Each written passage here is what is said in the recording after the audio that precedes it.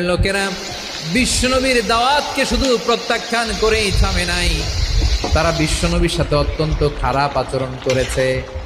বিশ্বনবীকে শারীরিকভাবে হেনস্থা করেছে, আমার নবীকে শারীরিকভাবে অত্যাচার করেছে, আমার পেয়ারা নবীর গায়ে পাথর মেরেছে, বিশ্বনবীর গা বেয়ে ঝরঝর করে রক্ত ঝরেছে, নবী জামিনের মধ্যে লুটিয়ে পড়েছেন, আবার মেরেছে, আবার নবী হাঁটতে শুরু করলেন, পেছন থেকে আবার মেরেছে, আবার নবী রক্তাক্ত হয়ে জামিনের মধ্যে লুটিয়ে পড়লেন, আবার মেরেছে।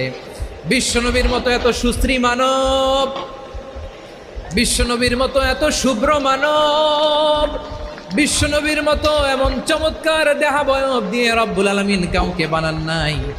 এরকম চমৎকার মানুষটাকে তারা তায়েফের ওই জমিনে রক্তাক্ত করেছে। বিশ্বনবী দুনিয়ার কোনো স্বার্থের জন্য সেখানে যান নাই, নিজের কোনো লাভের জন্য, প্রাপ্তির জন্য যান নাই।